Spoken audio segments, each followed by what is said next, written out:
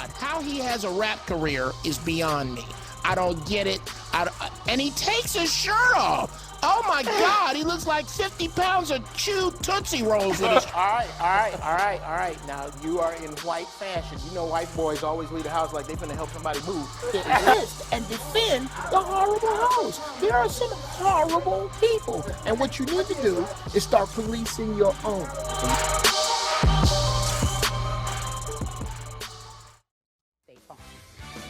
Speaking of basketball, the Grizzlies are set to give away neck tattoos to fans at the team's February 21st game against the Clippers. Fans will receive I'm getting there, stickers with the words Grizzlies to go on their neck in celebration of one of the team's newest surprises, James Johnson. Johnson has a tattoo of the words Naaman 3913 on his neck. That's in honor of his son, who was born 6 weeks early, fighting for his life in intensive care. He's doing well.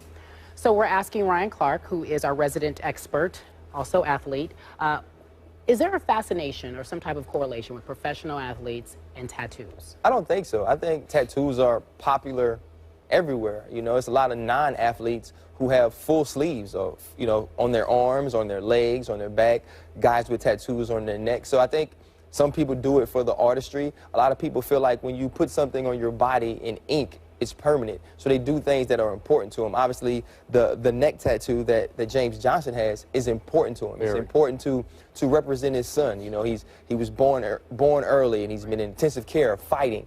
And so I think for him, it was just important to represent that.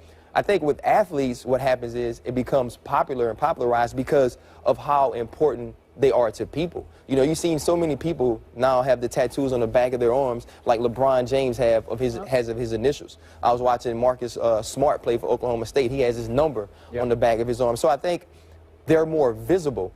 Basketball players especially. Allen Iverson kind of started it to where tattoos were important. I have tattoos. You know, and I also feel like tattoos doesn't say anything about your character, doesn't say anything about your upbringing or the type of person that you are. But I do view it as people see them sometimes negatively. When I was getting my tattoos, I made sure they could always be covered if I want to. If I wear a polo shirt, you won't see any of my tattoos. They're on my back, and they stop about right here on my arm. Because I know other people, employers, they can, at their discretion, say, you know what, I don't want this person representing my company this way. I don't necessarily know if it's a fascination so much with athletes and tattoos as it is to people being fascinated by the tattoos that athletes have. Stephen A., your take on this? Nope. Go ahead, Skip. You wanted to discuss it. I want to hear what you have to say. I'm coming. I actually want to hear what you have to say. I think the floor is yours. Ryan, you want to go again? Well, what I think is... In all seriousness, I don't find it to be a joking matter. And I've been on the record saying this, so I'm going to be very careful about what I say because I don't mind being held accountable for what I say and what I mean. I just hate when people misconstrue what I say like I don't have a command of the English language or something. I think I'm very clear. I don't have Okay, so I'm doing Jeff Brown's rant. That's a pretty popular video. Everybody heard Stephen A. go in on the tattoos, right? To me, this is the problem with the African American community as a whole. We're fucking opportunity slaves. His whole rant was about ruining an opportunity, right? If you wear the tattoo, you're gonna be judged a certain way. You remember a few years back when that report came out that says, if your name sounds black, people won't hire you, right? So what do black people do? They started naming their kids normal names instead of Shaquanda Lisa.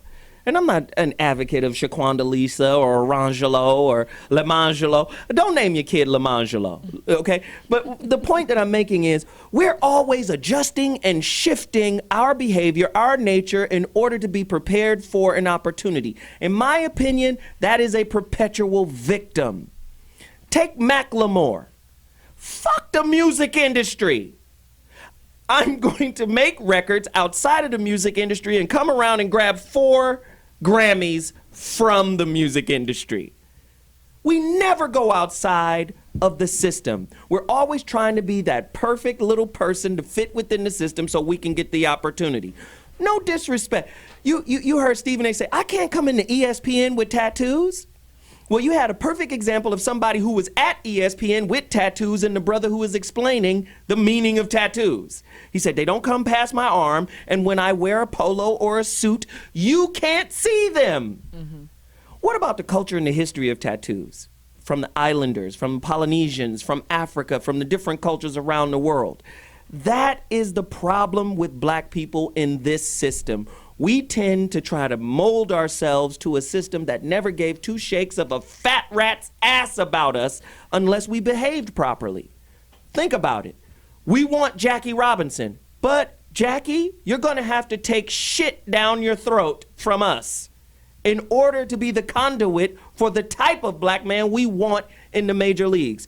Imagine if we would have kept the Negro Leagues. Imagine how much the Negro Leagues would be worth today if we never crossed the line. And I'm not saying segregation, stay black, but I'm saying look at what we owned before we integrated. We are losing who we really are, and we're just becoming opportunists to those that are creating the opportunities for us. Imagine if the Harlem Globetrotters had a league, a real league with ball players, right?